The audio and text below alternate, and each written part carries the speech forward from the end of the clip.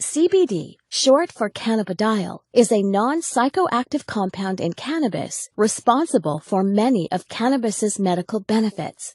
On the other hand, THC, short for tetrahydrocannabinol, is the psychoactive compound in marijuana that causes the high associated with cannabis use. They are two completely separate cannabinoids, which are a class of chemical compounds that interact with special receptors in our body called cannabinoid receptors.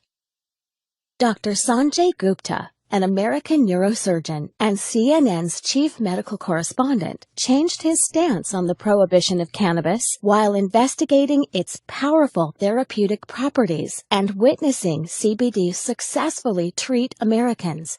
He shocked mainstream America, saying, "We have been terribly and systematically misled for nearly 70 years in the United States, and I apologize for my role in that."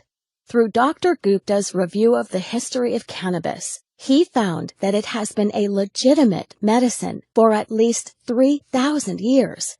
And Dr. Gupta isn't alone in supporting cannabis research. The director of the National Institute on Drug Abuse, Dr. Nora Volkov, testified before the Senate saying that CBD appears to be a safe drug with no addictive effects, and the preliminary data suggests that it may have therapeutic value for a number of medical conditions. Research has shown that CBD can influence many conditions and bodily functions, including inflammation, neuropathic pain, autoimmune disease, energy regulation, metabolism, reproductive function, appetite, depression, anxiety, and even cancer. But how can one cannabinoid affect so many bodily processes without causing adverse side effects? The answer lies in our biochemistry, the natural intelligence of the body. We have naturally occurring cannabinoid receptors all over our body that interact with CBD. We have these receptors because our body is constantly making its own cannabinoids.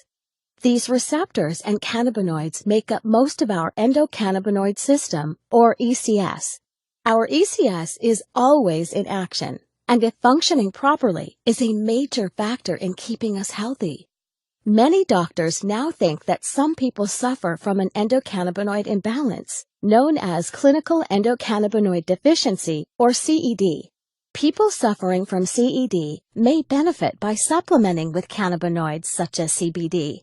CBD is the most abundant cannabinoid in hemp, a cannabis crop the federal government allowed individual states to legalize in the 2014 Farm Bill.